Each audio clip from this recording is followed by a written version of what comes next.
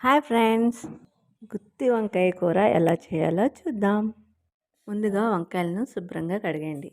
ఈ వంకాయలను పెన్నాడ వంకాయలు అంటారు. మా ఏరియాలో బాగా దొరుకుతాయి. ఇలాంటి వంకాయలను తీసుకున్నాను నేను. బాగుంటాయి, మంచి టేస్ట్ కూడా ఉంటాయి. మసాలా కోసం లవంగ, దాల్చిన చెక్క, మినప్పప్పు, జీలకర్ర, ధనియాలు వీటిని బాగా వేగించుకుని అందులో 2 స్పూన్స్ నువ్వులు కూడా వేసుకుని మరింత దోరగా వేగనిచ్చాక మిక్సీ జార్లో పెట్టి మిక్స్ పెట్టండి.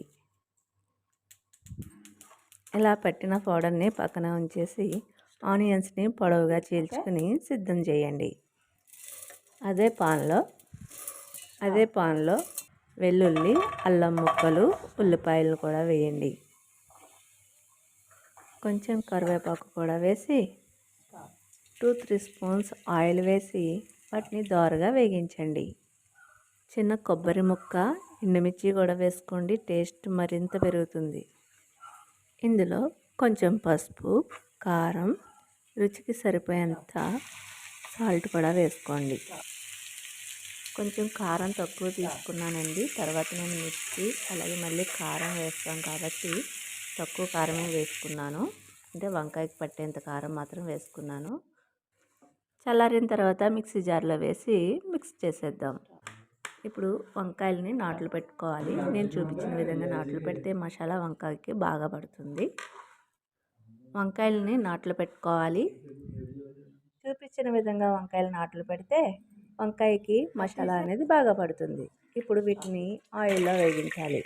ఒక 30-40% కుక్ చేసిన తర్వాత ఈ వంకాయలని మళ్ళీ ఒక గిన్నెలో తీసుకుని మసాలాలని ఈ వంకాయల బట్టలో పెట్టాలి. ఇవి పెద్ద వంకాయలు కాబట్టి ఇలా వేగించడం వల్ల ఏమవుతుందంటే మనకి మొత్తం కుక్ అవుతుంది. లేకపోతే సగం కుక్ అయ్యి సగం కుక్ అవ్వదు అన్నమాట. కొంచెం ఆయిల్ వేసి అందులో పొడవుగా చీల్చుకున్న మిర్చి, కరివేపాకు వేసి ఇలా చప్పుడు పెట్టిన వంకాయలు కూడా ఆయిల్లో వేసి మగ్గనిచ్చి మళ్ళీ ఒకసారి వాటిని తిప్పుతూ ఉండాలి. ఇలా చేసేటప్పుడు మన గ్యాస్ ఫ్లేమ్ సిమ్లో ఉండాలి.